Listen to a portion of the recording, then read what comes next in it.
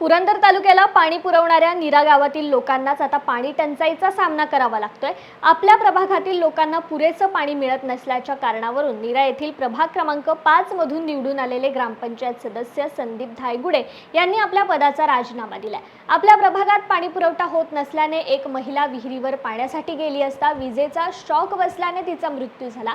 या मृत्यूला जबाबदार कोण असा जाब विचारत धायगुडे आक्रमक झाले असून पाण्यासाठी लोकांचा हकनाक बळी जात असेल तर मी ग्रामपंचायत सदस्य राहून काय उपयोग असं म्हणत त्यांनी आपला राजीनामा सरपंचाकडे सुपूर्द केलाय।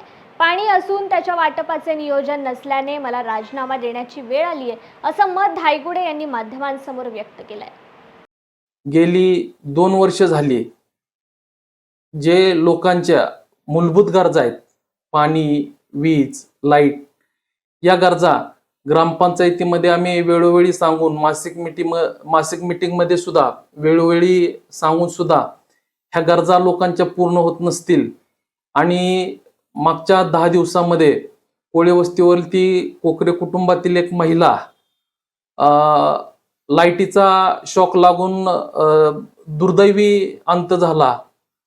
खरोखरच आज आपल्या देशाला स्वातंत्र्य मिळून इतकी वर्ष झाली आणि जर एखाद्या व्यक्तीचा पाण्यासाठी जर जीव जात असेल तर त्याची नैतिकता म्हणून नैतिकता आपण कुठंतरी स्वीकारली पाहिजे की पाण्यासाठी दगडे वस्ती, कोळी वस्ती आणि भाईच्या मळ्याच्या पाण्यासाठी वेळोवेळी आम्ही ग्रामपंचायत प्रशासनाशी वेळोवेळी भांडत होतो, त्यांना सांगत होतो की रेग्युलरपणाने त्या लोकांना पाणी द्या।